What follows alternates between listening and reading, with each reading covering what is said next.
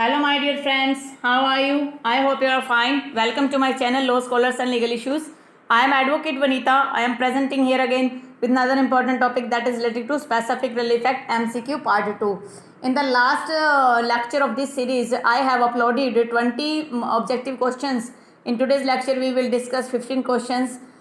These questions I have already discussed by the short method, but in today's lecture, I am combining the all 15 questions that I have already discussed. I hope आप ये question जो enjoy करेंगे और आप कोई भी class attend करें, कोई भी लेक्चर अटेंड करें, जब तक आप उसको अंदर जो एंटरटेनमेंट नहीं देखेंगे तब तक आप उसको एंजॉय नहीं कर पाएंगे. Dismissal of the suit of the plaintiff seeking injunction by virtue of section 40 of the Specific Relief Act 1963 की section 40 of Specific Relief Act में अगर मान लो डिसमिसल ऑफ सूट हो जाता है कि प्लेंटिव इंजंक्शन मांग रहा था, तो फिर उसके बाद क्या नहीं हो सकता? Does not bar the plaintiff, क्या ये प्लेंटिव को बार नहीं करता, रोकता नहीं कि वो फर्दर जो है डैमेजेस के लिए उस ब्रीच के लिए सूट फाइल कर सकता है, इंजंक्शन ले सकता है. The plaintiff can sue for damage, plaintiff जो है डैमेज के लिए क्लेम कर सकता है with the permission of court, court की परमिशन से. थर्ड कहता है कि bars the plaintiff to sue for damages for breach for such the injunction was sought, कि जो है बार कर देगा प्लेंटिव को कि जो पहले उसका जो सूट है वो डिसमिस हो चुका है, तो उसमें जो है फर्दर जो उसको बार कर देगा. डी कहता है इधर बी और सी. अगर हम बात करते हैं सेक्शन 40 के क्लॉज 3 की, वो साफ तौर पे कहता है कि bar the plaintiff to sue for damages for breach of which the injunction was sought. तो यहाँ पर हमारा सी ऑप्शन जो है राइट होगा. The right answer is bar the plaintiff to sue for damages for breach of the which the injunction was sought. Mere inadequacy of consideration is no ground for specific performance of a contract. The statement is कि मान लीजिए मेरा कोई plot है 50 लाख का, मैं उसको मान लो 10 लाख में वो प्लॉट मैंने दे दिया, तो क्या इस ग्राउंड पे कि वो जो पेमेंट दी गई थी, जो कंसिडरेशन दिया गया था वो कम दिया गया है, तो क्या उस बेस पर किसी प्रकार का स्पेसिफिक परफॉर्मेंस नहीं हो सकती? क्या ये स्टेटमेंट ट्रू है, क्या ये स्टेटमेंट फॉल्स है, क्या ये पार्टी करेक्टर या कोई भी नहीं? देखिए मेरी मर्जी है, मैं किसी को कम पेमेंट में दूँ, ज़्यादा पेमेंट में दूँ, तो उसकी स्पेसिफिक परफॉर्मेंस करवाई जा सकती है, तो इसका किसी प्रकार का इश्यू नहीं है. तो ये जो स्टेटमेंट है यहाँ पर ये क्या है? False statement. The right answer is B. Decision can not be granted, decision कब ग्रांट नहीं किया जा सकता है, इनकी उसको स्टेटस को पोजीशन पे कब नहीं ला जा सकता? Where the plaintiff had ratify the contract, जब प्लेंटिव ने खुद ही उसको पहले से एक्सेप्ट कर लिया कॉन्ट्रैक्ट को, तब.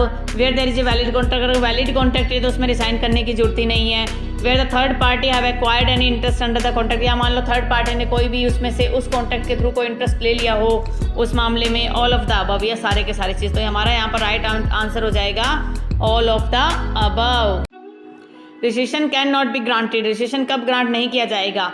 इन सेवरेबल कॉन्ट्रैक्ट, जहाँ पर एक कॉन्ट्रैक्ट है कई पार्ट्स में बंटा हुआ है और किसी पार्ट को अलग किया जा सकता है, उस सेंस में ग्रांट नहीं किया जाएगा.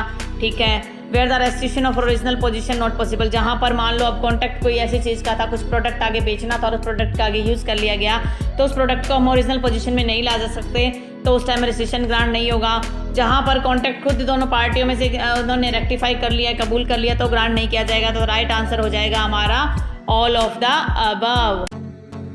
Mistake contemplated under section 26 is, 26 में जो मिस्टेक दी गई है वो कौन कौन से प्रकार की मिस्टेक दी गई है? देखिए 26 में म्यूचुअल मिस्टेक की बात की गई है, फ्रॉड की बात की गई है.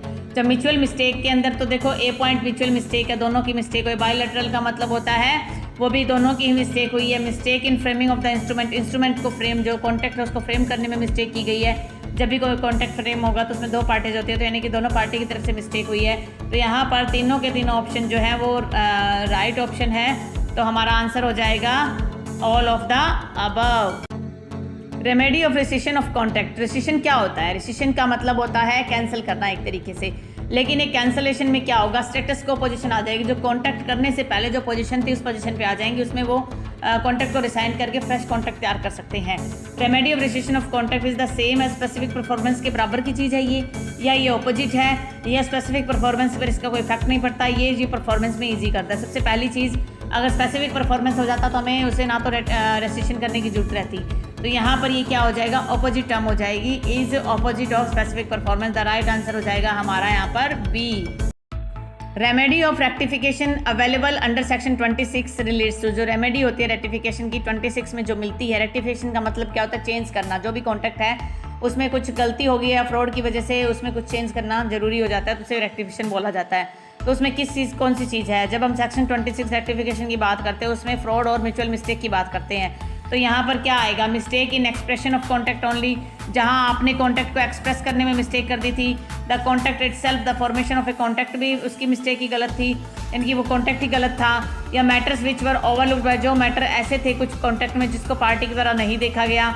Addition of terms in the agreement which was not considered, जो टर्म्स रखी गई थी उस एग्रीमेंट में वो कंसिडरेबल नहीं थी, उसको आप कंसिडर नहीं कर सकते। तो जब 26 की हम बात करते हैं तो उसमें मिस्टेक की बात करते हैं, तो यहाँ पर राइट ऑप्शन हो जाएगा हमारा mistake in expression of contact. The right option is A. Relief of rescission is granted in cases, किन केसेस में रिलीफ ऑफ रेसिशन दिया जाता है? Where the contact is void, जहाँ पर कॉन्टैक्ट वॉइड है। Where the contact is voidable, जहाँ पर कॉन्टैक्ट वॉइडेबल है। और where both void and voidable contact, दोनों वॉइड और वॉइडेबल कॉन्टैक्ट है, नीदर वॉइड और नॉट वॉइडेबल कॉन्टैक्ट। देखिए अब रेसिशन ऑफ कॉन्टैक्ट को जब पढ़ते हैं सेक्शन 27 के अंदर तो उसमें साफ तौर पे दिया हुआ है कि जहाँ पर वॉइड और वॉइडेबल कॉन्टैक्ट होंगे वहाँ पर आप कॉन्टैक्ट को क्या करवा सकते हो? रिसाइन करवा सकते हो और उसे वापस पहले वाली पोजीशन पर लेके आ सकते हो। तो यहाँ पर राइट आंसर हो जाएगा both void and voidable contacts. Within the meaning of section 15 of the Specific Relief Act 1963 the assignee falls। Assignee में क्या क्या चीज़ें आती हैं? वैसे सबसे पहले समझने वाली चीज़ असाइनी होता क्या है? असाइनी वो व्यक्ति होता है जिसको कोई भी इंटरेस्ट ट्रांसफ़र किया गया हो और किसी आगे व्यक्ति को कह दिया गया कि आप मेरी तरफ से जो है ये राइट अब आपको जाता है, तो उस व्यक्ति को क्या कहा जा सकता है? किसके मीनिंग में आएगा? With in the meaning of representative in interest और प्रिंसिपल, क्या वो रिप्रेजेंटेटिव इन इंटरेस्ट और प्रिंसिपल में आएगा? क्योंकि जो असाइनी होता है वो प्रिंसिपल भी हो सकता है और रिप्रेजेंटेटिव भी हो सकता है। बी कहता है रिप्रेजेंटेटिव ऑफ इंटरेस्ट ओनली, क्या सिर्फ रिप्रेजेंटेटिव ऑफ इंटरेस्ट ही होगा या प्रिंसिपल होगा या नन ऑफ द अबव? तो ये पॉइंट भी इसका रॉन्ग है, ये भी इसका रॉन्ग है, ये भी रॉन्ग है। द राइट आंसर हो जाएगा ए। तो A is the right option.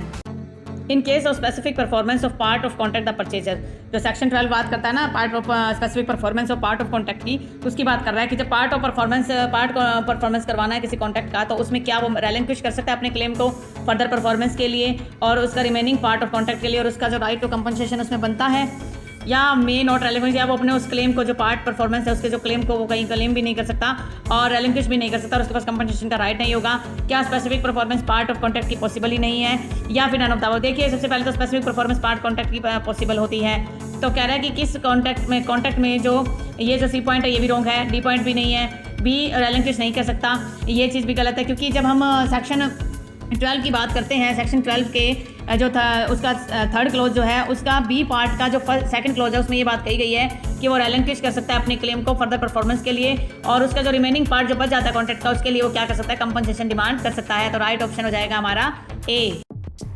What is true of specific relief act, किस बात को आप सही बताते हो? It is a procedure law, क्या ये प्रोसीजर लॉ है? It supplements the code of civil procedure, क्या ये सिविल प्रोसीजर का सप्लीमेंट का काम करता है? It is founded on English law, क्या ये इंग्लिश लॉ से आया है? All of the above. देखिए ये प्रोसीजर लॉ है, ये हम जानते हैं। सिविल प्रोसीजर कोड जो उसको भी ये सप्लीमेंट करता है, क्योंकि कुछ एक सिविल प्रोसीजर कोड के साथ ही तो इसको अप्लीकेबल किया जाता है, और इसे इंग्लिश लॉ के द्वारा ही इसे लाया गया था, क्योंकि इससे पहले जो है स्पेसिफिक रिलीफ एक्ट 1877 था। तो यहाँ पर राइट आंसर हो जाएगा हमारा all of the above is the right answer. Under section 10 of the specific performance can be granted, section 10 में स्पेसिफिक परफॉर्मेंस कब ग्रांट की जा सकती है? If there is a concluded contract, अगर वो कंक्लूडेड कॉन्ट्रैक्ट है तो ये ऑप्शन हमारा क्या है? सही है कि कंक्लूडेड कॉन्ट्रैक्ट तो ग्रांट किया ही जाएगा। If there exist no certain standard for ascertaining the actual damage, जहाँ पर ये एक्चुअल डैमेज को डिसाइड करना ही फिक्स नहीं है तो वहाँ पर स्पेसिफिक परफॉर्मेंस ग्रांट की जाएगी। If compensation in money is not an adequate relief, अगर मान लो कोई भी ऐसी प्रॉपर्टी है, ऐसा कॉन्ट्रैक्ट है जिसमें स्पेसिफिक परफॉर्मेंस करवाए बिना उसको एडिक्वेट रिलीफ जो कंपनसेशन में नहीं दिया जा सकता, तो उस टाइम में स्पेसिफिक परफॉर्मेंस करवाई जाती है, तो ये भी सही है। तो हमारा राइट आंसर हो जाएगा डी। तो D is the right option. Section 31 in its application ही, जो सेक्शन 31 है सारे का, उसकी एप्लीकेशन क्या है? बेस्ड ऑन प्रोटेक्टिव और प्रिवेंटिव जस्टिस, कि ये प्रोटेक्टिव सुरक्षा प्रदान करने का और कोई भी प्रिवेंट करने का वो जस्टिस प्रदान करता है, या ये सिर्फ रिस्ट्रिक्ट ओनली कॉन्ट्रैक्ट, क्या है सिर्फ कॉन्ट्रैक्ट पर रिस्ट्रिक्ट है? सी कहता है कि restricted to the parties to the contract, ये सिर्फ पार्टीज पर ही रिस्ट्रिक्शन लाता है। डी कहता है मैंडेटरी इन नेचर। देखिए जब सेक्शन 31 की आप बात करते हैं तो उसमें दिया गया है वन कैंसिलेशन में B order, cancellation of instrument की बात हो रही है वहाँ पर। जब इंस्ट्रूमेंट की बात हो रही है इसका मतलब ये ओनली कॉन्ट्रैक्ट पर अप्लीकेबल नहीं है, किसी भी प्रकार का इंस्ट्रूमेंट ये हो सकता है। तो यहाँ पर राइट आंसर ये रिस्ट्रिक्शन टू कॉन्टैक्ट ओनली तो हो नहीं सकता, restriction to the parties only नहीं हो सकता, मैंडेटरी भी नहीं है ये, क्योंकि इसके अंदर अगर वो चाहे तो कर सकता है, अगर नहीं चाहे तो नहीं है। तो ये हो गया कि प्रोटेक्टिव और प्रिवेंटिव जस्टिस के लिए इसको लाया गया है सेक्शन 31 को। ये किसी प्रकार के कॉन्टैक्ट को लिमिट नहीं करता है, तो A is the right answer. Under section 10 which of the following can be specifically enforced, किन कॉन्टैक्ट को स्पेसिफिकली एनफोर्स्ड करवाया जा सकता है? Contingent contact, to form a partnership, chattel of special value, separation of deeds. तो आप contingent contact तो specific performance उसकी नहीं करवा सकते क्योंकि कॉन्टिजेंट है, कुछ कंडीशन पर है। पार्टनरशिप फॉर्म आपने तैयार करनी है, उसके लिए नहीं करवा सकते। सेपरेशन ऑफ डीड है, उसके लिए नहीं करवा सकते। तो चैटल ऑफ स्पेशल वैल्यू कोई ऐसा सामान है जो स्पेशल वैल्यू का है, तो उसकी क्या करवानी पड़ेगी? स्पेसिफिक परफॉर्मेंस करवानी पड़ेगी। तो राइट आंसर हो जाएगा chattel of special values. Cancellation under section 31 can be claimed, section 31 के तहत जो एस आर ए का कैसे किस टाइम पर कैंसिलेशन क्लेम किया जा सकता है? By party to the instrument, party के द्वारा क्लेम किया जा सकता है, राइट है। By any person against whom the instrument is void और वॉइडेबल, की कोई भी वॉइड और वॉइडेबल इंस्ट्रूमेंट के अगेंस्ट किया जा सकता है, ये भी राइट है। In respect of any instrument not necessary contact, ये कोई जरूरी नहीं है कि सिर्फ एक वो कॉन्टैक्ट होगा तभी इसको क्लेम किया जाएगा। देखिए जब इसमें बात करता है कैंसिलेशन ऑफ इंस्ट्रूमेंट की बात करता है, इंस्ट्रूमेंट में सिर्फ कॉन्टैक्ट नहीं आएगा, तो ये भी सही है। तो राइट आंसर हो जाएगा हमारा all of the above, D is the right option. Cancellation of instrument can be granted, जो कैंसिलेशन है किसी भी इंस्ट्रूमेंट का उसे ग्रांट किया जाता है if the instrument is void और वॉइडेबल, ये अगर वो इंस्ट्रूमेंट वो जो दस्तावेज है वो वॉइड है या वॉइडेबल है। If the instrument is valid, अगर वो वैलिड है। इंस्ट्रूमेंट का मतलब कोई भी डॉक्यूमेंट। सी कहता है कि both A and B, D कहता है नेदर ए नॉर बी। देखिए जब हम बात करते हैं section 31 of specific relief Act, उसमें साफ तौर पे कहा गया है कि one any person against whom an written instrument is void और वॉइडेबल है, तो उस टाइम में क्या किया जा सकता है? उस इंस्ट्रूमेंट को कैंसिल किया जा सकता है। तो यहाँ पर राइट आंसर आएगा if the instrument is void और voidable. Right answer is A. I hope आपको ये जो सीरीज है ये काफ़ी अच्छी लगी होगी और आपने इसको पसंद भी किया होगा। अगर आपको लगता है कि आपके लिए काफ़ी बेनिफिशियल हो सकते हैं तो आप जो है इन्हें अपने दोस्तों को भी शेयर कीजिए, और अगर आपको ये अच्छे लगे तो आप मेरे इस वीडियो को लाइक कीजिए। अगर आपको लगता है कि मुझे ऐसे MCQ से रिलेटेड कुछ और सीरीज बनानी चाहिए तो आप मुझे कमेंट कर सकते हैं, जिससे मैं फर्दर उस पर कुछ वर्क करके शॉर्ट्स में एज वेल एज उनको कंबाइन करके आपके लिए अपलोड कर दूंगी। कोरोना के इस पीरियड में आप अपना, अपने फैमिली मेम्बर्स का, अपने नेबरहुड का ध्यान रखिए। Stay home, stay safe, stay healthy. Thank you for watching. Have a nice day.